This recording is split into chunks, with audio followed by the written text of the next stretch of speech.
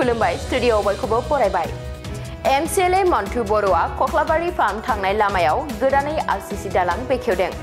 बाक्सा जिल्लानि खामारदैसा बिसिडिसिनि सिङाव थानाय कक्लाबारि फार्म थांनाय लामायाव थानाय दालाङा 3 निफ्राय 4 बोसोरसो सिगांनिफ्रायनो गेजेराव बायग्रबनानै दङमोन गोबाव सम बायग्रबनानै थानाय बे दालांखौ दिनै 2023-2024 बोसोरारि बीटीसी इनफ्रास्ट्राक्चार मावखान्थिनि गेजेरजों 22 नं कक्लाबारि बियारनि एमसिएलए मन्टु बर'आ बेखेवनानै होयो मख'नो गोनांदि 1,78 लाख रांनि बिथांखिजों मावफुंजागोन बे आरसिसि दालाङा खामारदैसा लोखि बाजार जौगाखां आफाद गामिनि गावबुरा आरो कक्लाबारि ब्लक इपिपिएलनि गुबुन बिबानाव थानाय मावथिफारिया आरो मसलपुर जिल्ला इपिपिएलनि गुबुन बिबानाव थानाय बिबानगिरिफोरजों लोगोसे ओनसोलनि रायजो राजानि नुजाथिनायाव एमसिएलए मन्टु बर'आ बे आरसिसि दालांखौ बेखेवनानै होयो আজি আমার বিটিসি ইনফ্রাস্ট্রাকচার ডেভেলপমেন্ট ফান্ডর জরিয়তে কক্লাবারি ফার্ম আর আমার ন্যাশনাল হাইওয়ে NH 127A জড়িত হয়ে থাকা যে রাস্তা এই রাস্তাত মোটামুটি 3-4 বছর আগর পরে এটা মানে দলংখন বয়া হয়ে আছিল আর আজি আমি শুভ আরম্ভ করছো ইয়াতে 2023 আর 24 ফান্ডর ইনফ্রাস্ট্রাকচার ডেভেলপমেন্ট ফান্ডর দ্বারাই দি 1,78 লাখৰ আমি এটা দলং আজি শুভ আৰম্ভ কৰিছো আশা কৰো এই দলঙৰ মাজেদি কাৰণ বহুত লাভ হ'ব বুলি কাৰণ আমাৰ কক্লাবাৰী ফাৰ্মটো এটা এছিয়াৰ ভিতৰত এক সময়ত শ্ৰেষ্ঠ এটা সিড ফাৰ্ম আছিল এছিয়াৰ ভিতৰতে আৰু হেতু এতিয়া অৱশ্যে অলপ বিকল হৈ আছে তথাপিও 6,868 বিঘাটো প্ৰতি বছৰে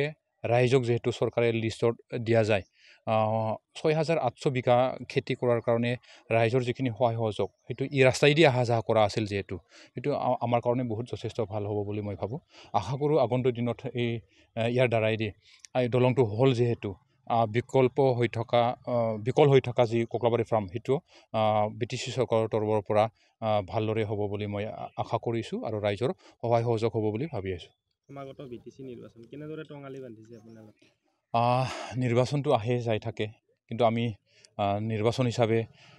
সদায় প্ৰস্তুত হৈ আছো কাৰণ ৰাজনীতি পাৰ্টি যেহেতু আৰু লগতে যেহেতু মই নিজে ভাবো যে ৰাজনীতিটো এক্সট্ৰা কিন্তু আমি সমাজখন কেনেহেনকে আগুৱাই নিব লাগিব উঠি অহা নতুন প্ৰজন্মৰ যিখিনি ড্ৰাগছৰ কথাটো আমি ক'ব লাগিব আমাৰ যিখিনি পৰিস্থিতি আমাৰ অঞ্চলত বিটিআৰ অঞ্চলত বা অসমত যি পৰিস্থিতি সেই পৰিস্থিতিটো আমি যাতে ভালদৰে আগুৱাই নিব পাৰোঁ সেইটোহে মোৰ নিজা হিচাপে মই ব্যক্তিগতভাৱে সেইটো বেছি চেষ্টা কৰোঁ তথাপিও ৰাজনীতিৰ লগত জড়িত হৈ আছে যেহেতু আমি আগন্তুক 2025ত যি কাউন্সিলৰ নিৰ্বাচন সেই নিৰ্বাচনৰ কাৰণে আমি প্ৰস্তুত সদায় চলাই আছো আৰু প্ৰস্তুতও আছো আৰু আশা কৰো আগন্তুক দিনতো আমাৰ চৰকাৰে আহাটো একেবাৰে 100% আমি বুলি আমি মানে গ্যাৰান্টি দিব পাৰো আৰু আপোনালোকৰ যি মিত্ৰ দল বিজেপি নিজাববীয়াকৈ নিৰ্বাচন খেলিব কিবা ক্ষতি হ'ব নেকি আপোনালোকৰ ইয়াৰ বিষয়ে আমাৰ হাইকমান আছে আমাৰ যেহেতু চেন্ট্ৰেল টিম আছে বা আমাৰ দলৰ সভাপতি ডাঙৰীয়া আছে তেখেতে যেহেতু মিত্ৰ দলৰ যিখিনি প্ল্যান পলিসি হেতু তেওঁলোকে আলোচনা কৰিব ইয়াৰ বিষয়ে মই মানে নকওঁ বুলি ভাবি আছো কাৰণ যেহেতু আমাৰ দলৰ হাইকমান আছে